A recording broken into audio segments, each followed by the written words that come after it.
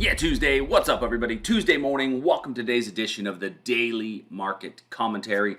I'm your host, Chuck Fulkerson. Hope everybody had a great trading day on Monday as we're about to kick off our trading day for today. If you're new to the channel, do me a favor. Make sure that you click the subscribe button, hit the notification bell so you get the alerts and the updates. Press that thumbs up down there. That means that you like the content. The more likes we have, the better the video has a chance of being seen by human beings.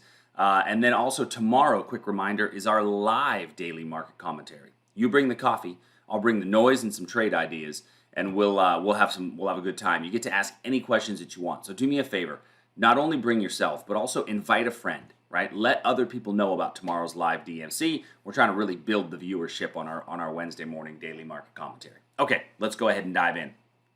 So starting with the ES, we're up about 12.5 points. And yesterday we had a really clean 15-minute level down here, and that 15-minute level just came super close to getting filled and was unfortunately unable to do so. So now, with that being said, my rules tell me that I've got to switch this to a confirmation entry. Now, if you gave yourself the opportunity to get in, if you had a little bit wider of a zone, you may or may not have gotten in on that position. You know, on the hourly chart, it didn't really show up, but we were less than, I want to say, 2 ticks away from a fill in that position.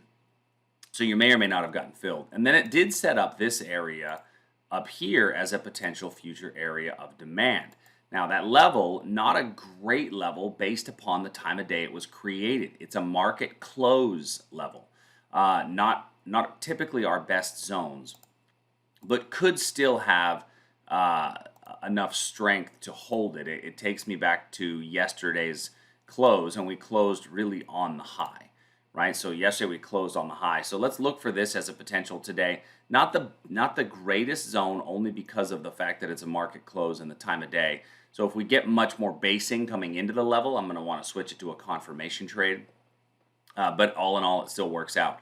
What about a breakout? You could theoretically take a breakout anywhere above these all-time highs, provided we get quality basing, as that is a standing trade when we're in an all-time high scenario, is to look for those potential breakouts. As we can see, we've kind of been a little bit overextended maybe on this move, but it doesn't mean that it's going to pull back too deep. Our momentum has been regained. And we were talking about the fact that we had slowing momentum through here. Well, that slowing momentum didn't really amount to much, and that sometimes happens. And that's why we don't make decisions on slowing momentum. We just use that as a warning sign, right? It's kind of like if you see clouds outside, you bring an umbrella. It doesn't mean it's going to rain, but I'd rather be prepared, and that's kind of what I'm thinking about in here. So look for this area here for potential pullback later today. In the Nasdaq yesterday, we did have a little 15-minute move off of this zone here. We got a little bit of a bounce up. If you look at the 15-minute chart, though, you see that it was a touch here, and then we came down hard into it, and then got about a quick 2-to-1 move, and then the very next candle came down. So if you had a quick stop out opportunity in there, then maybe you got a little bit of from this trade. In reality, it just kind of jumped in and then it gave us a very, very quick stop out, and then hovered around that level most of the day. Now, when I look at this from an hourly chart, if I look at the Nasdaq right next to the S&P, let's just put them side by side, looking at both of them from an hourly chart perspective, and I've got them both basically here now on the same scale, what we can see is that the Nasdaq is a bit weaker than the S&P with that lower swing high right here, and I think could fall a bit harder coming down off of that level. So as I look at today overall in the Nasdaq, it's a little bit of a weaker of a level, and thus being said, I don't have as clean of demand. So we had a little bit of a demand area here, which was essentially the retest of our breakout area yesterday that we came up, and I was looking for a much smaller time frame, so we did get a bounce off that what was essentially a prior breakout area from Friday, but now it's rolling over and a little bit weaker than the other markets. So just keep that in mind today. Although when we are a bit weaker, you can also take a look at a potential breakout above this region here. Technically, we've got one wick that poked above there, but I've got two pretty clean touches in the overnight that I think work out pretty well. One of those touches being the European market open. As far as demand below me, these are retests of this breakout area that we had here. You'd have to come to this unbalanced wick over wick zone way down here as really our next highest probable level. The downside of this wick over wick is that it was already touched by this wick right here, which makes it a little bit lower probability, right? That immediate touch by this wick right there tells me that price, we came to here, we dropped down, we got a little base, we rallied up, but then this wick here tells me that we gave it a bit of a retest. And then we rallied back up to here again and then came back down before then going higher. That's what that red candle tells me.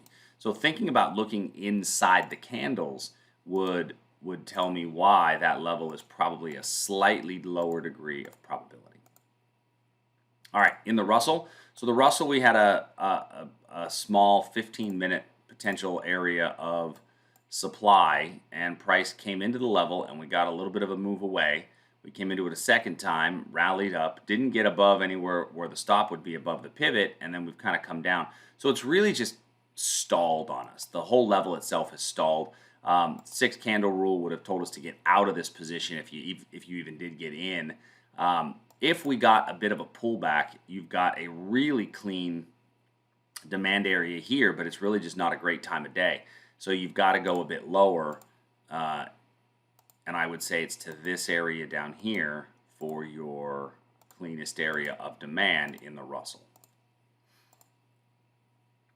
Now, on a 4-hour, we see that our 4-hour, we did get a higher swing high here by getting above this pivot. We got a higher swing high.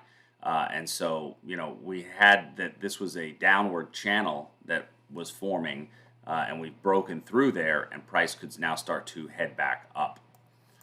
Looking over at the Dow, we actually had the Dow level here yesterday. We didn't get the basing here in front of the level, but we did get a quality retest for an opportunity to get long. If you missed that, you actually had another opportunity for a breakout right in here towards the end of the day. And so I know a couple of people sent me a text that they were looking at the Dow. So that should be a pretty good move for those of you that took that one. Next, looking at our commodity markets, starting with crude oil. So in crude oil, we had a small level yesterday. We got a really quick 2-to-1 move off of that zone. And we talked about in our trade update that, move your stop to break even pretty quickly. Matter of fact, take some profits at that 2-to-1 level, because we were seeing on the 15-minute chart candles that were not conducive to a strong rally out of the level. And that was by all these upper wicks that we saw, in this zone. So as soon as we hit it once, we got to move away. We got a 15-minute candle with a high upper wick, and then a pretty strong red 15-minute candle, and then a green 15-minute candle with an upper wick. So that just told me there was a lot of selling pressure. So we did pop away, and it gave you the opportunity to take about a 2-to-1 reward to risk. So now when I look at this, here's what I see. I see a better opportunity now for a breakdown somewhere below this region. Just keep that in mind for a potential breakdown in the future. It shows up better on the 15-minute chart with 1 touch, 2 touch down in here. Now, we could continue to rally as we are in our 4-hour sideways market, which always makes things a bit more difficult. So I would say that getting any reversal trade like we did yesterday for a 2-to-1 in the context of a sideways market is not a bad trade, and that's kind of what we're still looking at for today. Gold. Gold, we're in between our levels of supply and demand. I know we've talked about some people taking iron condors in gold. It looks like it's setting up for another one of those on a smaller time frame. On a smaller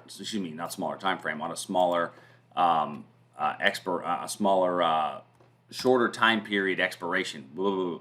As you can look and see, you've got a couple of ones that are expiring in 3, 10, 17, so smaller time period days. So take a look at that. I would say that if you're going to do that, you'd want to be above the 1996 region and below the 1900 region if you can possibly get any credit for those. But other than that, I don't see a whole lot of levels that were formed that are going to make me want to jump into this position. If I go even down to the 15, you do have a fairly clean area here that might be worth taking a trade off of. I'm just not a huge fan of it. I don't love it.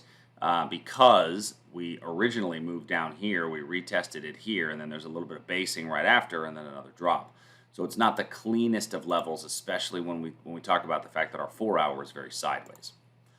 Moving over to bonds and currency markets in our ZN, which is our 10-year note, we did come down in the overnight right below our breakout line. We didn't, however, get quality basing.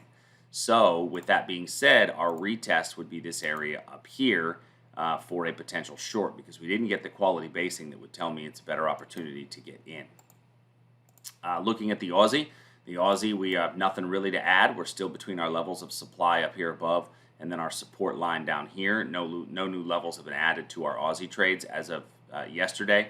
We do have this pivot right in here, which retested this zone. And so we could retest this pivot, but once again, this pivot's a retest of this area in here. So you're better to wait for the higher probable levels. The euro as well, we're coming closer to our unbalanced wick over wick area of supply up above us in here. And then we could still see price roll over and come back down from this region, especially with all these wicks with selling pressure, right? That's what all these upper wicks tell me are selling pressure, selling pressure, selling pressure, and all that selling pressure is can really make a big difference. So when we look at all those upper wicks and that selling pressure, that is essentially a built-in indicator. For those of you that use indicators, if you use the stochastic indicator, that's actually a built-in stochastic indicator. For those of you that use stochastics, let me just throw this one up here real quick. I'm just going to add study. Now, I use the full stochastics when I use a stochastic indicator, but what the stochastic indicators basically do is measure the distance from the closing price to the high price of the last X number of candlesticks, and then plots a 3-period moving average of that. Well, if I look at the stochastic study, the typical study is 10 and 10 on the %K and the %D. I actually switched that to 14 and 5. Now, why do I switch it to 14 and 5? Because somebody who's a really good trader one time told me, hey, try using 14 and 5, and you're going to see exactly how sensitive it is. And I've always found it to be a better measurement. So I use 14, 5, and then the 3 is the simple period moving average. And what you'll see oftentimes is that this stochastic will give you a bit of an alert when those two lines cross. Right now, in an ideal pattern, you've got those two lines crossing above the 80, which tells me that it's a slightly bit overbought, right? And I have my momentum changing with closing off of the highs, right? And then when you've got those two lines crossing when we're in an oversold scenario, then you've got momentum changing from when we close off the low with a combination of being oversold, right? So we're not quite into an overbought scenario yet on this indicator. So we're not in an overbought scenario, but the two lines here are crossing, and so that would tell me that typically you would see price come back down a little bit from there. Now, I don't ever use an indicator to make a decision. I use an indicator to confirm a decision, but it's a really good tool to kind of at least tell me what may occur in a given period of time. And so I wouldn't be surprised to see a little bit of a pullback in price based upon the fact that we're closing off of the highs and that we are slightly overbought, right? We're not fully to the overbought scenario yet, not above that 80 line, but definitely in a zone. So with that being said, if you wanted to look at the 15, then you might say, well, I'm still going to make my trade based on the fact that we've got 3 touches on a breakdown, right? So if we get basing right here, then you might get a little move down. And in my case, I think your target would be this area right in here. All right. Once again, we don't use stochastics to make the decision. We still make the decision based on what the chart is telling me. The stochastics just help me to see it. And so I don't need to see stochastics to know that we are going to have those lines crossing, because I'm really looking at the upper wicks. That's why upper wicks are so important. It shows me the momentum relative to each close. All right, Canadian dollar. So in the Canadian dollar, we didn't have any levels set up yesterday.